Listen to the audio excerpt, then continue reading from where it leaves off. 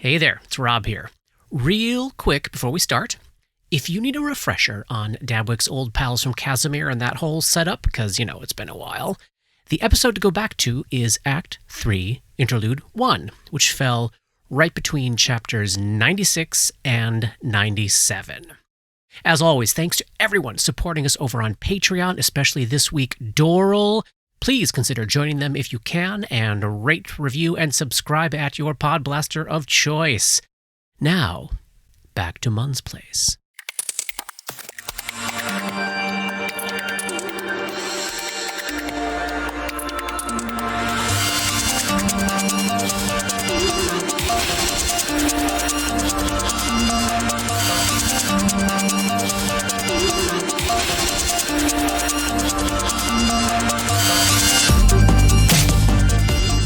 Welcome back to Dark Nexus. Tonight, it's Act 4, Chapter 169. We're picking up in the evening of the 26th of Frost, in the aftermath of that fight. We are all down now in the place of Skin amongst the wreckage of the 2 floors above this level. Pandora was near death before this thing released its grasp of her. Spritewick is still floating in the air in Fey form. Gripper, as this creature dies in a convulsing heap and turns to screaming sludge, the child in your arms dissolves into smoke in a sensation very reminiscent to what would happen when one or the other of you would wake up out of the dreamlands and you'd just be like, this child just vanishes in your arms, and you now realize, for the first time, had not been there at all, ever, as real as he felt to you. I look around sort of embarrassed, like, Pandora is casting a spell upon herself. I'm sure she is. With a little bit of math. Bash is kneeling in the sludge and crying. Oh, yes, because beauty has been destroyed. Yeah. Is Dabwick still flitting about on the upper level? Yes, you can easily fly down if you wish. Dora regains 42 hit points. I'm sorry, 22 hit points to get up to 42. Great, and you were left with, was it 1 point of strength drain, is that right? Yes. Okay. And this spell does not cure drain, correct? Right. Great. Just damage. And Spritewick, what are you doing? Dabwick, Spritewick, is just going to take a perception check around on the upper level just to see what they see. Roll it up. 36. You do see, as you're flying around up in that very, very top level, lodged into a little cubby out of view from the floor and not on one of the beams that was then pulled to the ground when the dark young fell through to the floor below. You do see a small chest up there lodged and hidden away. Can't do any checks for traps or anything, so I'm going to let Bash cry a little bit before I let him know. Great. Any further healing to be done of Pandora, who is still quite injured? Dabwick will take out the wand of Cure Mod. Yep. And start tapping. Just in case. Yeah. That's 10 points. Awesome. Probably a light will do if you have the option. Oh, okay. I just gave you 2 from the Cure Mod. Great. One was 10, the next was 11. I'm good. Okay. Back at full, but for being a bit weaker than normal. Yep. It's hard to tell, to be honest. There's so little strength to be drained. All right, It's amazing how I find it. You do every find time, it. though. You do find it. It's kind of uncanny. Yeah. So all that's left of this thing is just sludge. There's nothing. There's no like bits of bark. Or it's sort of dissolved into this It's dissolving. Yeah, it is turning into like kind of an oily goo, losing form completely. You're kind of kneeling now in like a tar pit. How long does Fey form last for you there, Paul? That's minutes per level. Oh, great. All right, you got to go for a while. Yeah. All right, so as Bash is coming back to himself in this pool of tar here, both Gripper and Dabwick, after about another minute or so, do feel that supernatural terror that this thing penetrated into your souls beginning to slip away. And it is quiet and dark. And now the tower is truly empty except for some of that golem down in the basement, Let's go fight it. which will soon be underwater. That's the best. That's really great. You can picture it living forever underground in the water. My channel vigor runs out. Otherwise, I think all the rest of my stuff is still going. What else do we have to do? Well, there's a chest upstairs that could be looked at. I think there might be something in it. And then there's the paintings. I would love to see if we can untrap them and maybe see if my friends are still there. All right. Yeah. Anyone willing? Grip, can you fly up and grab that chest? Yeah, I'll fly up and you can see he's looking looking everywhere and he keeps muttering to himself, I'm sorry. Telepathically. Lad. I'm sorry, lad. I'm sorry. Dora But asks, "Are you all right? I don't know. I think so. I don't know. If you want to talk, let me know." Oh, where's Stasi when you need her? I know. No offense. I mean, you're very good too, but I'm better. Whoa. Mechanically. Stasi was like I have a the plus madness 6. whisperer. Stasi only has +5. So Gripper grabs the chest, brings it back down to Bash, I'm guessing, to give it a once over. Yep. Yeah, Bash is kind of like drying his tears and stuff, and he shares with the friends like, There might be something that it left behind. Like a gift for us. look at the chest and check for traps. Yeah. It would want to keep it safe. It would want to keep it secret. That is a 26. It's not trapped, and it is indeed locked. Because of course it would be locked.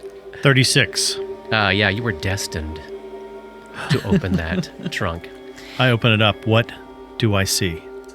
There is inside the deed to the infirmary. For what it's worth now that it's about to sink into the swamp. A leather bag filled with 500 platinum pieces and 6 gargantuan diamonds, each worth 1,000 gold pieces. Whoa. Is that a material component? It is for something. I mean, Hang on diamonds up. can be turned into diamond dust. They yeah, can but be. they can also be used for resurrection, can't they? It's probably 10,000. We'll have to look at it. Yeah. I think that might be a 5,000 gold piece. Yeah. Something. We'll look at it. But good to have diamonds. It's always good to have Yes. gigantic gemstones. Yes. For both money and spells. Specifically Yep. diamonds. Or, Yes. Yeah. He's looking at it. He sees the money and he sees the diamonds and stuff, and he sees the deed, but then he's still checking inside, like in the wood, like did it leave Something special. something special, something. It appears these are things that were my acne and Man's, not necessarily this creature's. I imagine if it had anything of significance, it would have secreted it. Sorry. I can't believe I just said that. It would have secreted it. It would have done both. It would have done both. In its own body. Bash works his way through the slime on the floor until he finds Vanity. God. And Bash also hands back the +2 scimitar to Grip. And you're standing there in this room that is now 3 stories tall, open another 45 feet up. And those last remnants of those already broken windows filled with vines would have all gotten pulled down here in a rain of shards of glass. And you've got an actual view from kind of the midpoint of this tower all the way up to the sky. And part of that feeling of claustrophobia that thing engendered was it was creating its own atmosphere and ecosystem. And just like for the first time, there are winds passing through that space, beginning the process of clearing out this great otherworldly evil that had been there for a long time.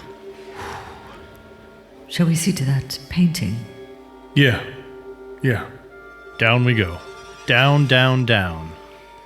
Down to the ocean to die. Die. Back down to where Twain's destroyed and looted body still lies on the floor.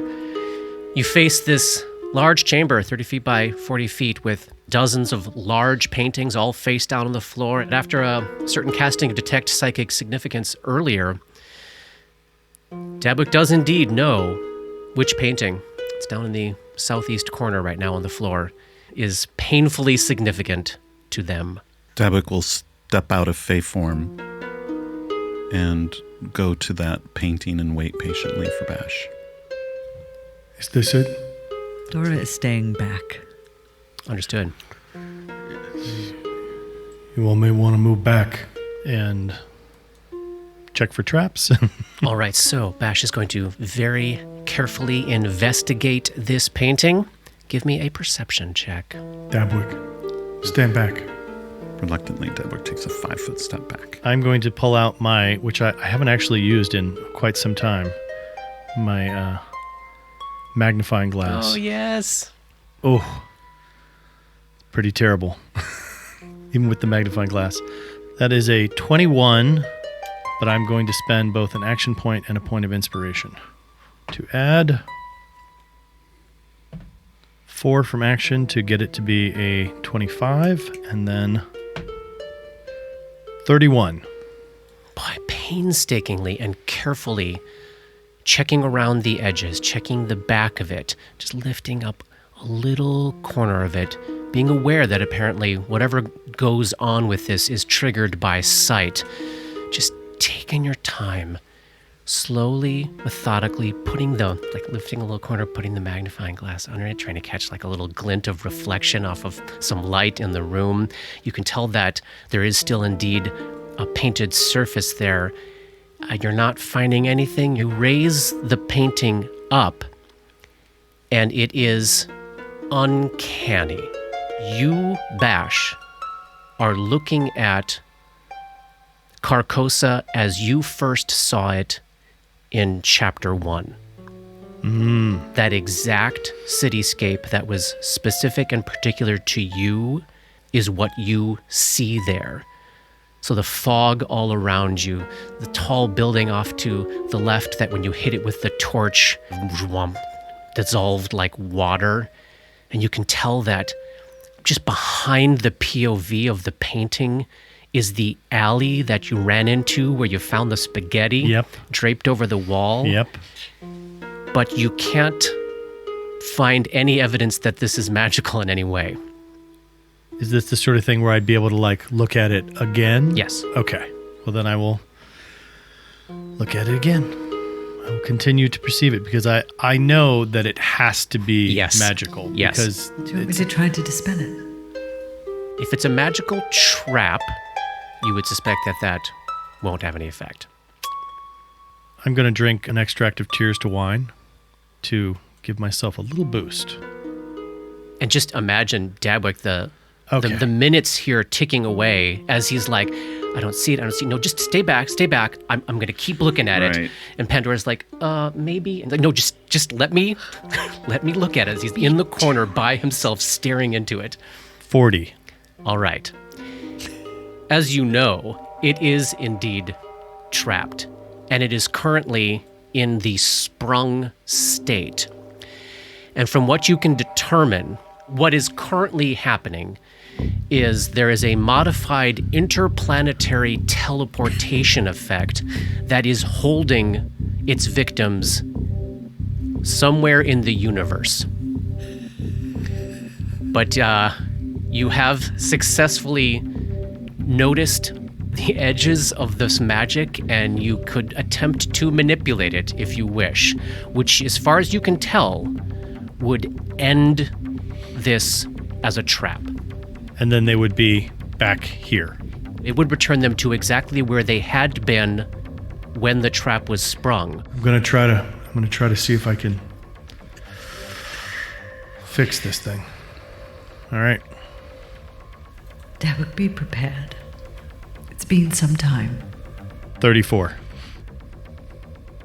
And then suddenly, Dabwick, you are looking up the stairs at Alana Keymeyer, Chet Akersville, and Sam the Sliver. And it is shocking. Alyana's appearance, she looks effectively no older in terms of like physical age, because elves just age so slowly.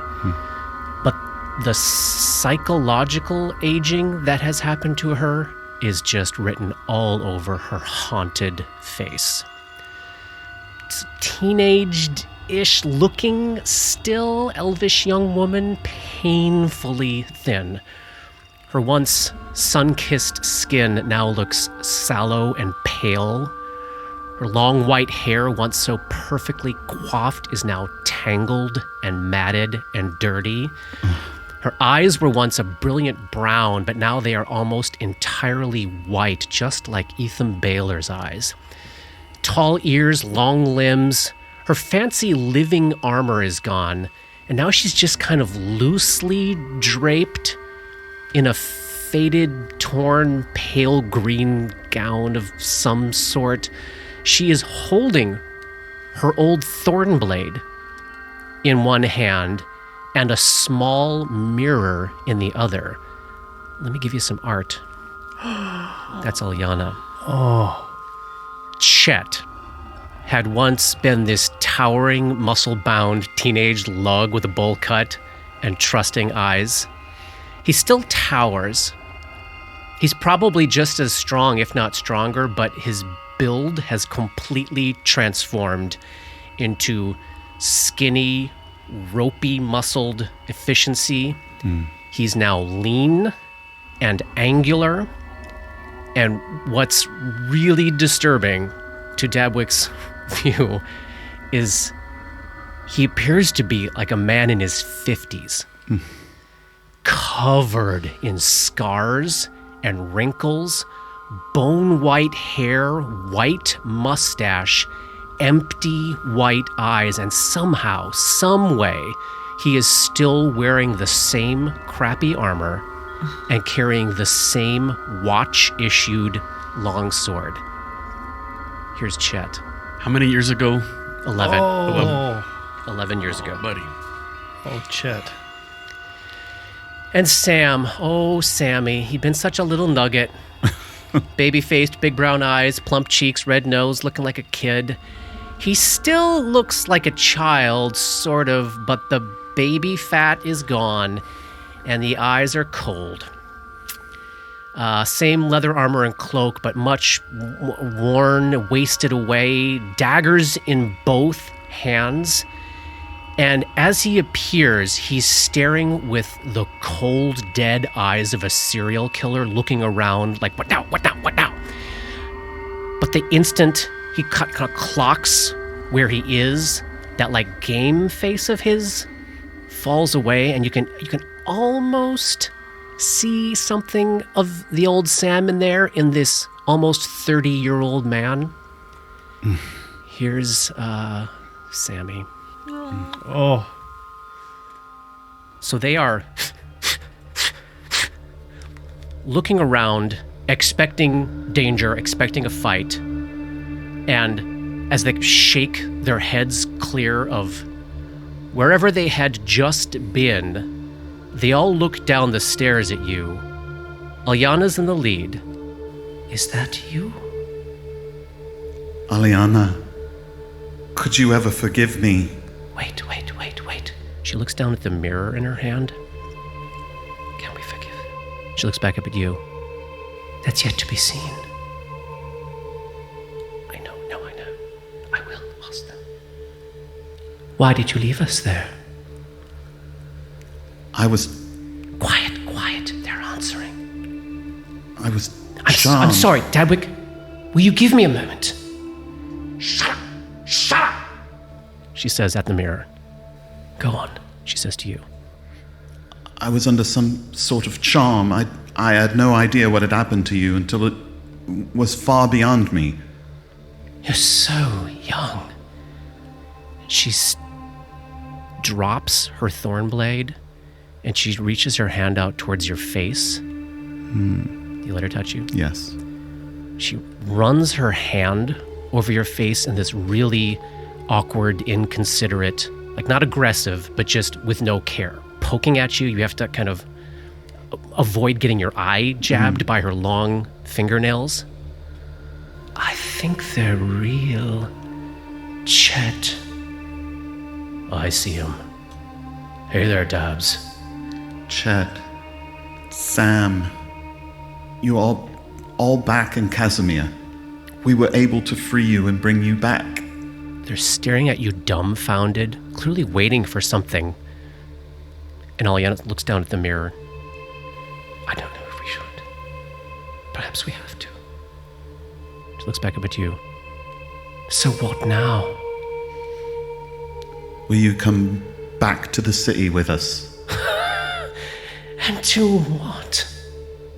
I don't... Dabwick, is the city still there? Yes. Casimir is still there. So, we go get a fucking job? We find a partner? We make a life? Is that what we fucking do, Dabwick? We've been gone for a long time. Dabwick. Dabwick, look at me. We've been gone for I know, I'm telling them. We've been gone for a long time. You understand? We've seen things. What of my mother? Is my mother still alive? I don't know. She left. She left when you never returned. She fully collapses onto the stairs, staring into this little hand mirror, cackling with laughter. Sam has said nothing. He's just staring at you. I don't know how you can find your way to a normal life after what you've experienced, but we have to get out of here. We cannot stay here. We've brought you back out of that world into this one. It's called Carcosa, Dabwick. And you've It's been our home for decades. I lived there longer than I lived in Casimir. Would you have rather stayed? Dabwick's terrified by the answer. You see him just, all ropey, knotted muscles. He just clenches up on the stair, like just behind him. Sam puts a hand on him. You want us to come with you, Dabwick? Is that what you want? You want us to go where you lead? You want us to follow you out of this house? All right. Why not? Come on, Chet. Come on, Alyana. Let's follow where Dabwick leads. And he starts marching down this. He's like pathologically fussing with he's like flipping his daggers around in his hands, barely even noticing that he's doing it. Dora sends a telepathic message to Bash. Do you still have that bloodhound going? Yeah. Can you smell anything on them? They smell unusual But not and like bad, Jamandor. but not like Jamandor. Like, you don't smell any of that fungal smell that you can smell on yourselves or you were smelling in the warehouse. They don't have that specific smell. They don't smell like they've been infected by Jamandor. Right, but like oh boy, with those senses, they smell like an alien city. Yeah. It's just unlike anything you've ever perceived before. And they obviously also seem to have madnesses as well. Yeah. And the longer you stare at them, they do seem to be a different number of years older than they last had been than the others among them. Sammy looks probably somewhere decade and a half older. Chet obviously looks more like 40 years older, 30-some years older. Alyana, it's hard to tell because she's an elf, but the longer you stare at her, maybe seems a little more like Sam in terms of the relative amount of age that has passed. But Chet just looks noticeably older. Like more time has passed for him somehow than the others. I think Pandora is going to cast Detect Thoughts. Oh. Okay. So, do you want to do detect thoughts here? So first thing that would happen is Pandora would detect, of course, the presence of thoughts around her. So she's studying at the moment. Is there something you wanted to pop in with? I don't want to try and direct you. I only want to help you. I had hoped that rescuing you from Carcosa was a way to bring you back home, but I had no idea, of course, what had happened to you. I'm so sorry. What is it that you wish to do if you were to begin again? Meanwhile, Pandora knows that there is an intelligence score of 16, an intelligence score of 8, and an intelligence score of 12 that you are not currently aware of. And Sammy says, well, what are you up to? What are you doing? You're on a job. If you're doing something what we can help you with, give us a little bit of direction. Give us a little bit of focus. What are you doing, Dabwick? What's your mission? Our mission is related to Carcosa. We know lots about Carcosa, see? Because we've been there a long time. I owed Pandora some will saves. 25. 8. Oh no, sorry, 13. And then a natural 20. All right, So Chet failed. Chet failed. Shocker. It's curiously blank at the moment. He's open and receptive to orders. He seems to be in a standby mode. Well, I'll keep concentrating. Sure, yeah, absolutely. What is it you wish to do, Sam, Aliana, Chet? What's your mission? You going back? Are you going back? And Aliana looks up from her mirror with wide eyes for the first time, kind of interested, since she sort of dropped cackling to the ground. And Chet's thinking, we could go back? You want to go back to Carcosa? Are you going? I don't know if we'll ever end up there. Then what do you mean? You're doing something related? What you mean, Dabwick? What you mean? Tell me what you mean. We want to stop Carcosa from assimilating our world. Oh, Dabwick. No, you don't. The amount of things that you don't know is fucking staggering, mate. No, let me tell them. I'm going to tell them. She whispers into the mirror. Tell me what? Carcosa, do you have even the smallest grasp of how many towns, how many cities, and how many entire worlds are contained within it? It is infinite. Dabwick, you can travel from one nexus to the next, passing through the streets of a city on one planet, into the streets of a city on another, into an entirely other world. All around you, architecture and civilization from across the universe.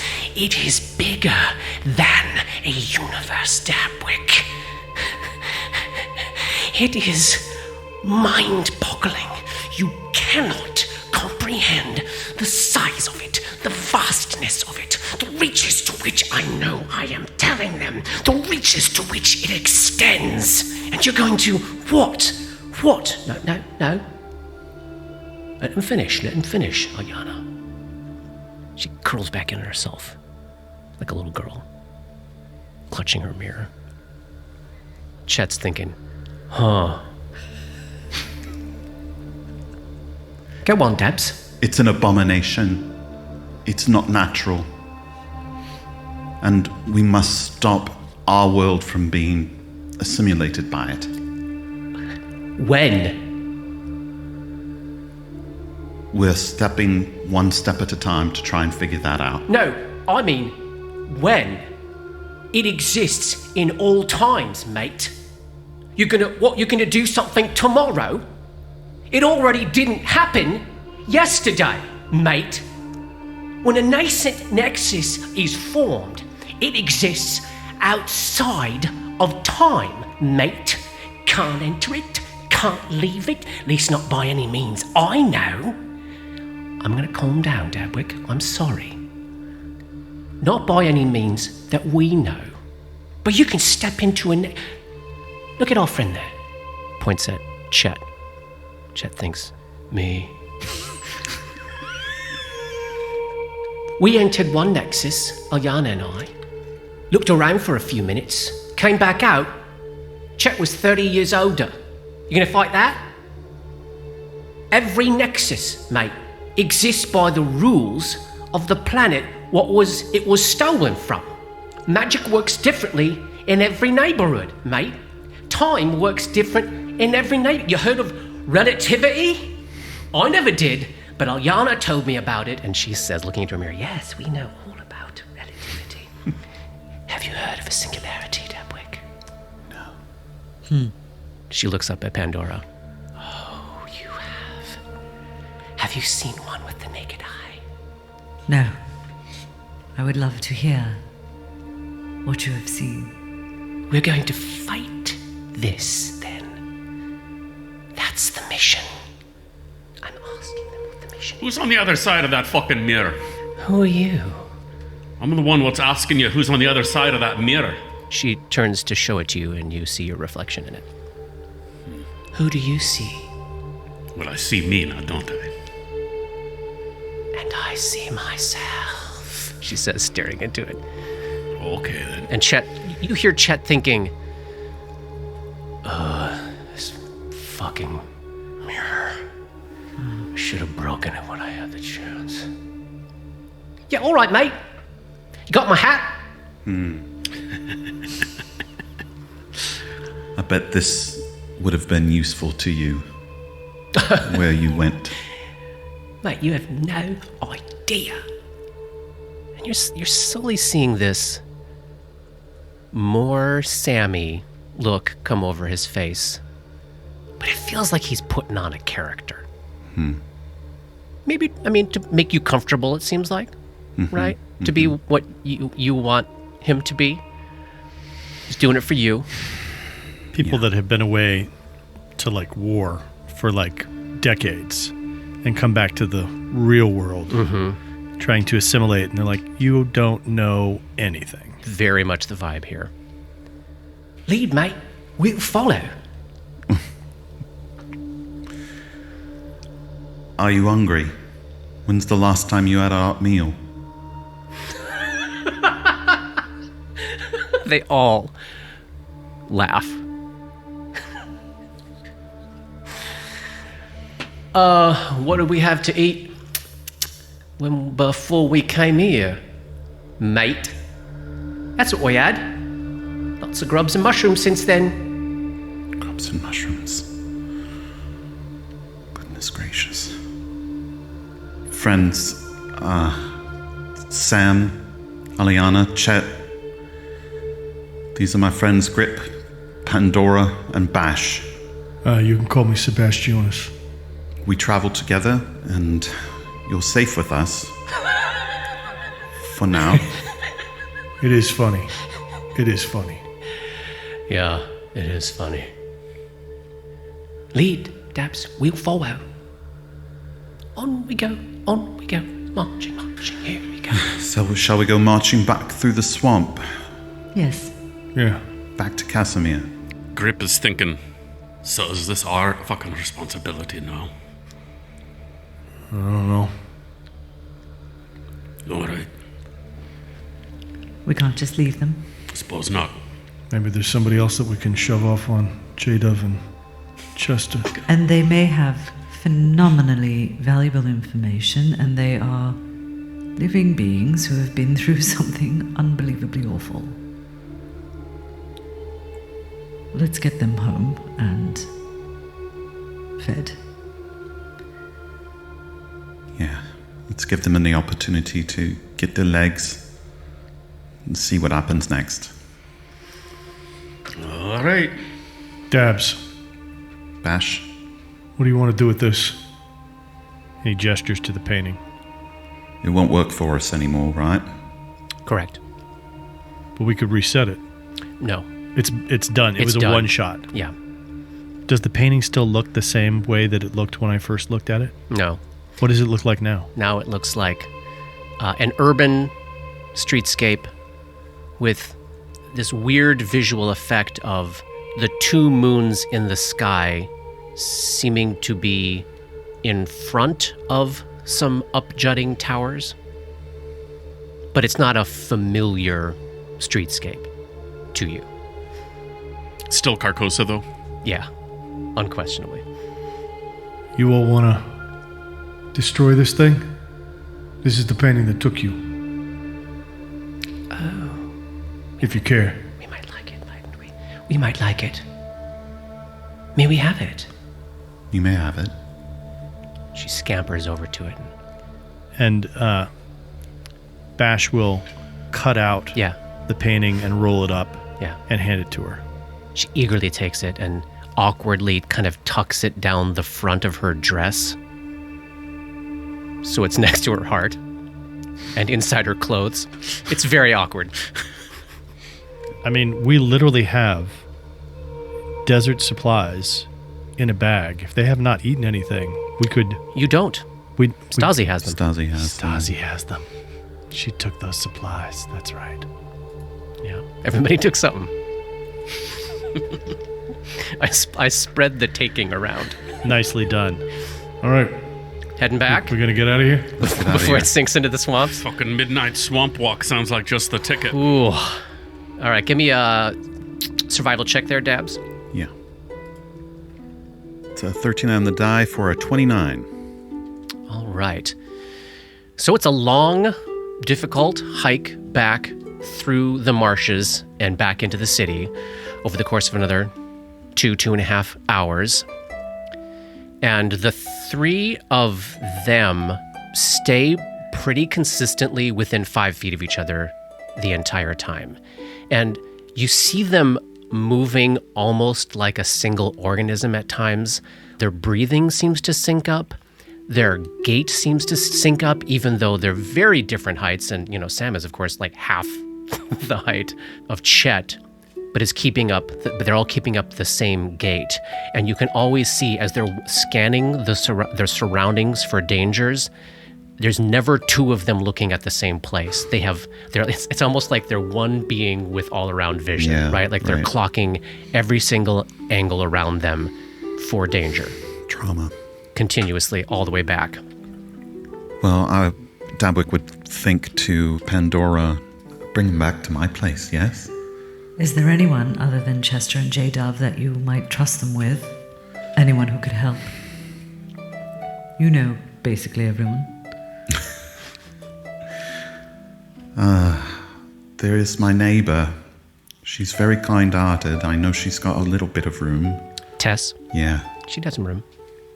she Well, might be willing. What Who's about the druid? Elmer's house? Elmer, is that the right name? Oh, the Ethan Baylor. Ethan Baylor's house. Oh. Ethan's house. I mean, There's definitely plenty of space in there. Yeah. We might want someone to be able to look after them or check in on them, however. I don't imagine we'll be here much longer. I agree. We have business to take care of. And where do you think is next? The four of you. I mean, I think the Mysterium probably, right? We Yeah. want to try to follow the book, was my thinking. And that's Kathir. Kathir, the capital of Kadira, which is in Casmarin. God. I'm Not going to be to try to... confused with Casimir. And Please they, keep saying that. they all start with different letters, Yeah, too. I So know. the continent is Casmarin. So starts I with a never C. even know how to look them up. Right. For a while, it's just been a barrage of K sounds. How expensive would it be to try to find if there's anybody in this city that might be able to teleport us there? Oh, give me a... So, Dabs, why don't you give me one of your Profession Radar Standing in for Knowledge local checks to see if you can come up with some helpful information on the walk, and then if not... Well, let's see what you get. And let me tell you what to add. Am I able to do a knowledge local check as well? Have you hit your 10 hours yet? I don't think so. Yeah, so you might have to wait Not to get in the close. city. Yeah. Also, we're talking about them like they're gonna just go and be someplace. I think they're a little more free-willed than that. Yeah, I agree. And right now, they just said they want to follow you. That is what they said. But hey, they want to help. There was a slight tone of sarcasm in there. I don't like it. Which part of Oh it? no. This is very bad. There's something up with him. There's something the fuck up with him. Dabbook, add +3 to what you just got there. Great. That was an 18 on the die for a 31. Oh, Nice. Sweet. So the trick, of course, with teleportation is that the 5th level version of it, the one that Pandora has access to, requires you to have seen the place at least once that you're going to. So in order to get somebody to teleport you there, you'd have to either find somebody who has been there or find somebody who can cast the much higher level version, which I think is like 7th level for greater teleport. However, Dabwick does recall that there are rumors that Molly Mab does have some room that people supposedly go to when they need to teleport. That they pay her a certain fee. She's had something enchanted, and it's probably the room you were sitting in that was filled with paintings of large cities all around the region. Like, you hadn't thought about it because you hadn't even, I don't think you'd ever even teleported then at that point. But as Bash brings up that question, yeah, those paintings in that special room of hers in the Sceptered House may actually allow somebody to teleport to a place as if they had seen it while looking at it. Because it has such impressive pictures of the different locales. They've been enchanted, actually. That's so cool. Yeah. Or maybe the room has been enchanted, as far as Dabwick knows. So if this indeed works, and there is indeed a picture of Kathir in there, that may be a place that Pandora could actually use the spell herself. Since we were in that room, is there any kind of check to be made to see if I can remember having seen that? Yeah, give me an intelligence check. And you can all do that. This might be the kind of check that Grip will shockingly rock. It's a 3 on the die for a 2. Natural 20. Hey, Oh, nice. 26. there's absolutely a small painting of Kathir in that room. It's a shot from above, Pandora recalls. There's like several blimp-like flying machines in the air and a platoon of flying horses soaring over this gargantuan metropolis filled with spires and minarets on this river that is so filled with boats you could walk across it without ever having to touch the water. A giant white spire, and then the whole focus of this picture is on some outdoor, like pagoda type thing. It's a huge outdoor structure shaped sort of like a crown, held up by a series of white marble pillars. Give me a history check. 42. Yes. Holy mackerel.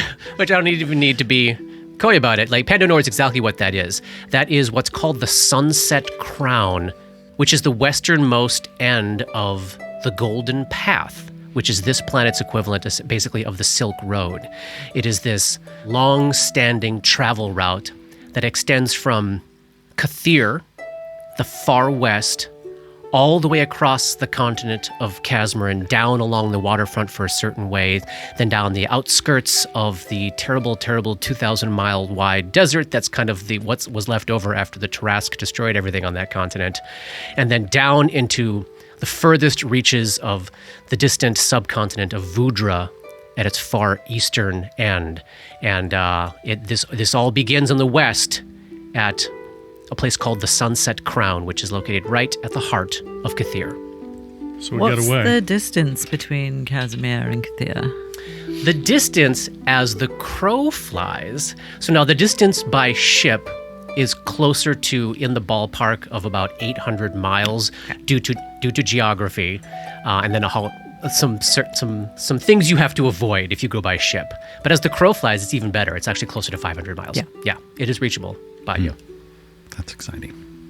So we got a way to get there. Indeed.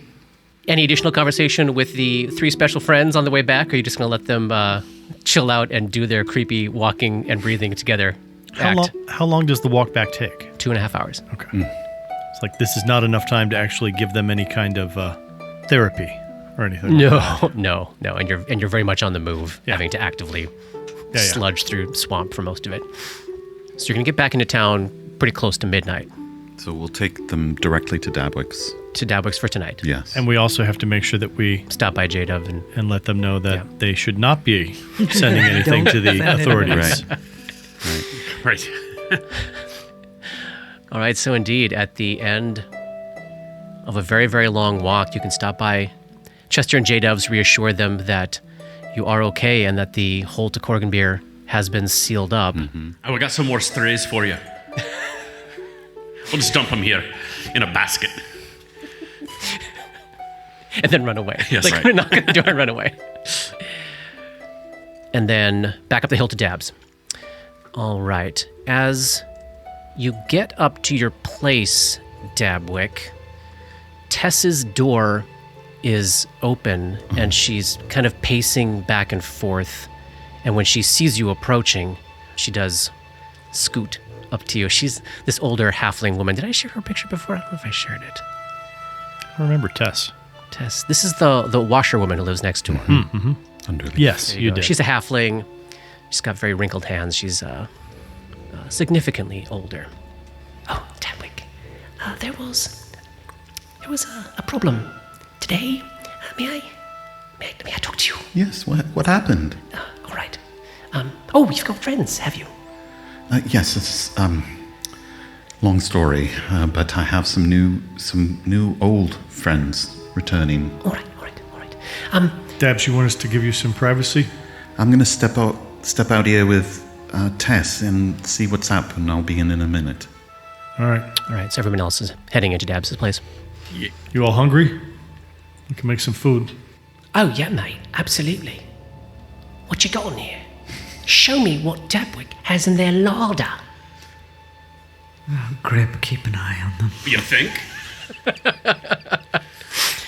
So, and then Tess, she's kind of wringing her hands and pacing back and forth very nervously. I don't know how to put this to you, Dabwick, but someone was asking about one of your friends. Which friend were they asking about? The blasphemer! And that's the end of chapter 169, Dabwick alone against the demon. Dark Nexus is produced by Plug and Hum Productions. This podcast uses trademarks and/or copyrights owned by Paizo Incorporated, used under Paizo's fan content policy. This podcast is not published, endorsed, or specifically approved by Paizo. For more information about Paizo Inc. and Paizo products, please visit paizo.com. That's Paizo.com. Dark Nexus uses music and soundscapes by Syrinscape. Check them out at Syrinscape.com. That's Syrinscape.com. Opening and closing themes, along with additional music composed by Rob Kauzlaric. Artwork for Dark Nexus is by Matt Wahlquist. And thanks to DMCP, Richard and Ari, Paul and Shannon, Scotty, Jason, Jess, Joe, Chelsea, Matt, Dave, Derek, Darren, Michaela, J.H., the Biscuit Buddies, and everyone we've gamed with over the years for all the memories and inspiration.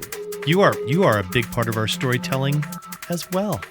And we love it when you help us. You are, in fact, the antagonist.